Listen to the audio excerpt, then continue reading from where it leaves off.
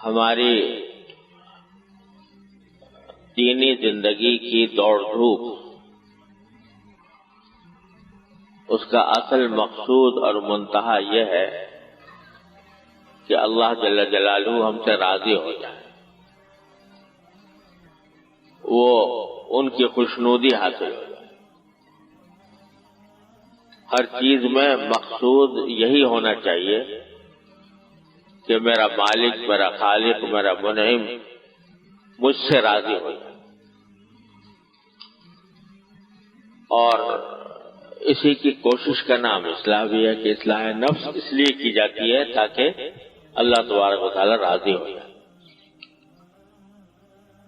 اس راستے میں جو سب سے بڑی رکاوٹ ہے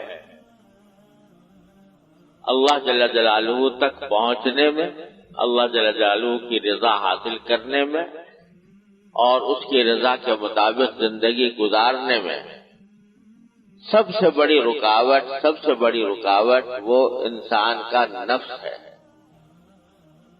نفسانی خواہشات ہے، جو انسان کو اپنے دینی فرائض ادا کرنے میں بھی رکاوٹ بنتی ہیں اور منہیات اور معصیتوں اور گناہوں سے بچنے میں بھی رکاوٹ جو ہوتی ہے وہ انسان کی اپنی نفسانی خواہشات ہوتی ہیں۔ اللہ تعالی نے بنایا ہی انسان کو ایسا ہے کہ اس کے اندر خواہشیں پیدا ہوتی ہیں، اور وہ خواہشیں اچھی چیز کی بھی ہوتی ہیں، بری چیز کی بھی ہوتی ہیں۔ فَأَلْهَمَهَا فُجُورَهَا وَتَقْوَاهَا کے معنی یہی ہیں کہ اللہ تبارک و تعالی نے انسان کی سرشت میں، اس کی طبیعت میں دونوں چیزیں ڈال دی ہیں، فجور یعنی گناہ کی بھی اور تقوی کی بھی، دونوں قسم کی۔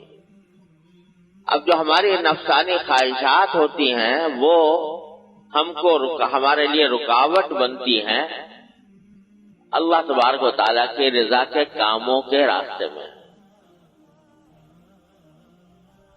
دل میں خواہش ہو رہی ہے،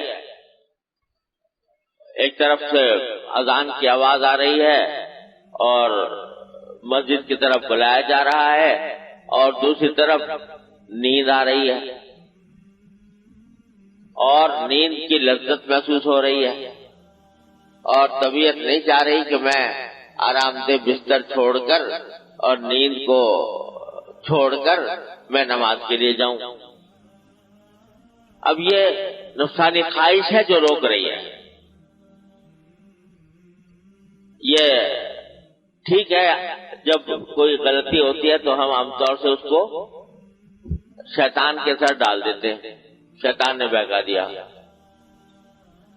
تو ہمیشہ شیطانی کے بہکانے سے آدمی غلطی کی طرف نہیں جاتا۔ ایک بہت بڑا شیطان انسان کے دل میں بیٹھا ہوا ہے، اور وہ نفسانی خواہشات۔ فعل بد تو خود کرے لعنت کرے شیطان پر، کسی نے کہا ہے، فعل بد تو خود کرے لعنت کرے شیطان پر۔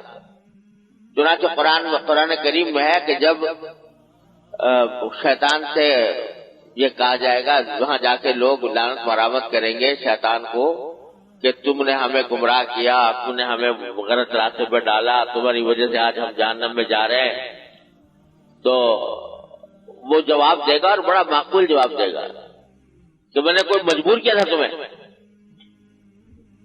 بھائی میں نے تمہیں زیادہ سے زیادہ یہی ہے نا کہ تمہاری ایک توجہ اس طرف دلائی تھی کہ بھئی یہ کام کر لو گناہ کا، مجبور تو نہیں کیا تھا میں نے کہ میں نے تمہیں زبردستی کر کے تم سے گناہ کرایا ہو۔ قرآن شریف کریم میں ہے کہ وہ جواب یہ دے گا، اور بڑا معقول جواب ہوگا۔ وہ اس کا کام تو بہکانا ہی ہے نا۔ بہکانے کے معنی کیا ہے؟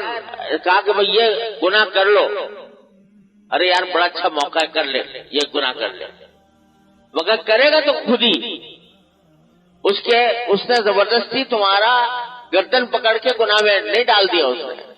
اگر زبردستی ہوتی تو اللہ میں اس کے اوپر گناہ بھی نہ دیتے۔ اس نے زبردستی نہیں کی، اس نے صرف راستہ دکھایا. تو راستہ انبیاء کرام نے بھی دکھایا تھا تمہیں، انبیاء کرام نے بھی دکھایا تھا، انبیاء کرام کے وارثوں نے بھی دکھایا تھا کہ بھئی یہ راستہ ہے جنت کی طرف جانے والا.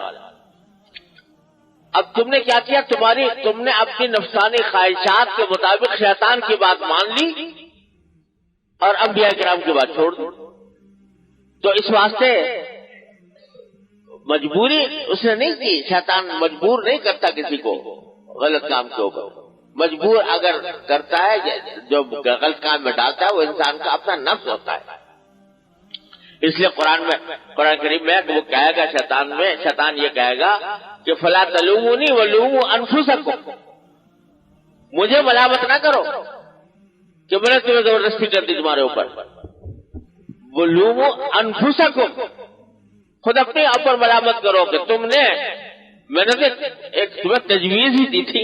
وہ بیچارہ تجویز ہی دیتا ہے کہ یہ کام کر لو، مزہ آئے گا تمہیں اس میں، وہ یہ تجویز دیتا ہے، زبردستی نہیں کرتا.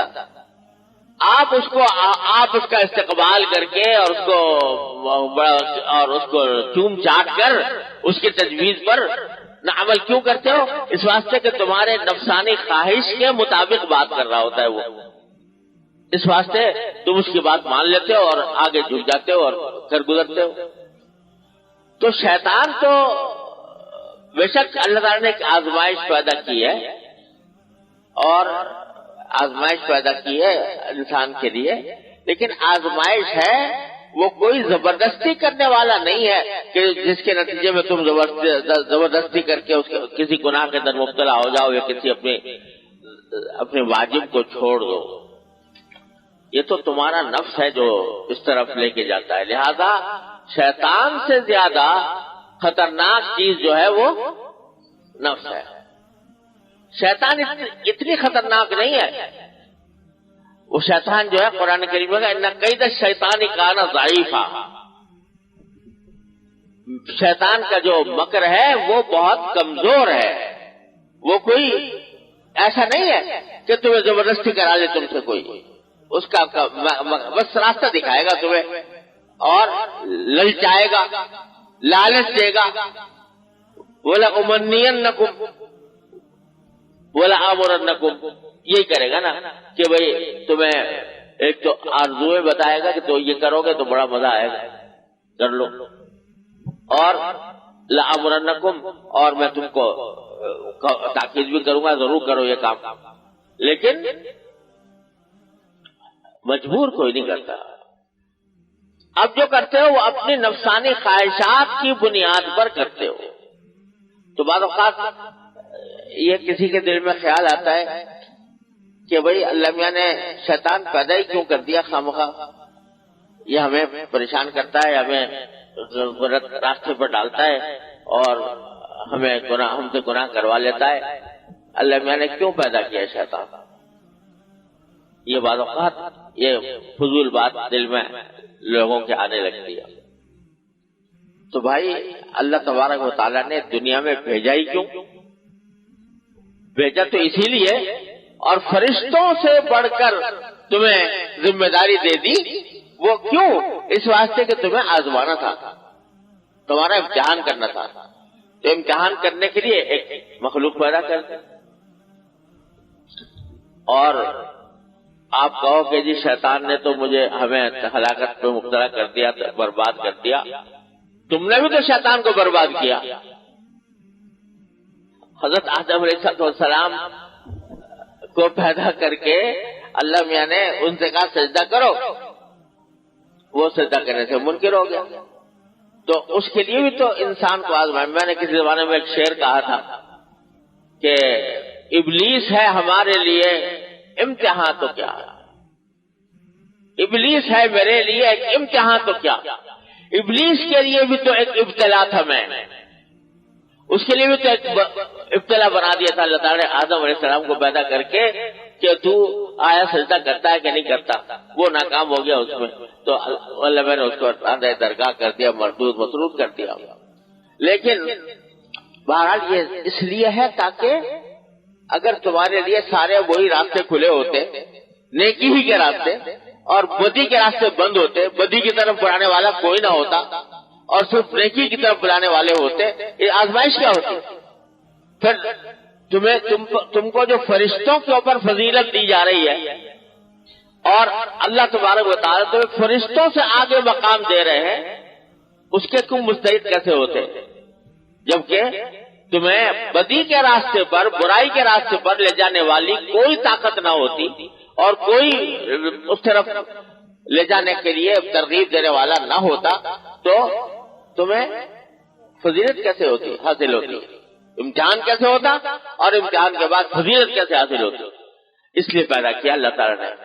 لیکن ساتھ ہی فرما دیا کہ ارے بھائی یہ پیدا ضرور کر رہے ہیں کہ تمہارے لیے ایک آزمائش ضرور ہے، لیکن قید شیطان کانا ضعیفا، اس کا مکر جو ہے کمزور ہے، جو آگے اس کے ڈٹ جائے تو یہ اس کے آگے ہتھیار بھی ڈال دیتا ہے. جو کمینہ دشمن ہوتا ہے نا، کمینہ، وہ ایسا ہوتا ہے کہ اگر کمزور آدمی ہے دشمن، کمینے دشمن کا چڑھ جائے گا اس کے اوپر، اس کو گرا دے گا، اس کے اوپر ڈھا دے گا، اس کے اوپر سوار ہو جائے گا. اور اگر کوئی تکڑا مل گیا مقابلے پر، کمینے دشمن کے مقابلے پر کوئی تکڑا آ گیا جو ڈٹ گیا اس کے سامنے، تو وہ چھوئی موئی ہو جاتا ہے اس کے آگے. وہ متنبی نے مشہور شعر ہے اس کا کہ اذا انت اکرمت الکریم ملکتہ وان انت اکرمت اللئیم تمردا، اگر شریف آدمی کا اکرام کرو گے تو تم اس کے مالک بن جاؤ گے، وہ تمہارا غلام ہو جائے گا. شریف آدمی کا اگر اکرام کیا تم نے اور اس کے ساتھ اچھائی کی تو وہ اتنا تمہارا احسان مانے گا کہ تمہارا غلام بن جائے گا. وَإِنْ أَنْتَ أَكْرَمْتَ اللَّئِيمَ، اور کسی کمینے کا اکرام کر لیا تم نے تو تمردا، وہ سرکش بن کے تمہارے سر پہ سوار ہو جائے گا. یہ معاملہ شیطان کا، یہ بڑا کمینہ دشمن ہے. اگر اس کی بات مان لی، اکرام کر لیا اس کا، تو یہ سر پہ سوار. آج ایک برائی میں کی ترغیب دی کر کو دوسرے کے دے گا. ایک برائی کی ترغیب دی، تم نے کہا یار تو بڑا اچھا آدمی، تو نے مجھے بڑا مزہ دلوایا، تو تو نے اس کی تعریف کر دی، بڑا مزہ آیا. یہ گناہ کرنے کی جو تم نے مجھے تلقین کی تھی، اس گناہ کر کے مجھے بہت لطف آیا، بڑا مزہ آیا. تو کیا کہ اچھا اور کر، اور مدد دیتا ہوں تم کو. تو وہ چڑھ جائے گا اور تمہیں ایک کے بعد دوسرے کے بعد تیسرے کے بعد چوتھے گناہ میں مبتلا کرتا رہے گا. اور اگر تم نے اس کے آگے تم آگے ڈٹ گئے اور کہا کہ نہیں جا مردود تو چلا جا، میں 2000 مجھے تجویز دے اور مجھے مزے اڑانے کی ترغیب دے، میں تیری بات مانوں گا نہیں. ایک مرتبہ تم ڈٹ گئے وہیں ڈھیلا پڑ جائے گا. یہ خاصیت ہے شیطان. یہ مانا ان کید الشیطان کان ضعیفا.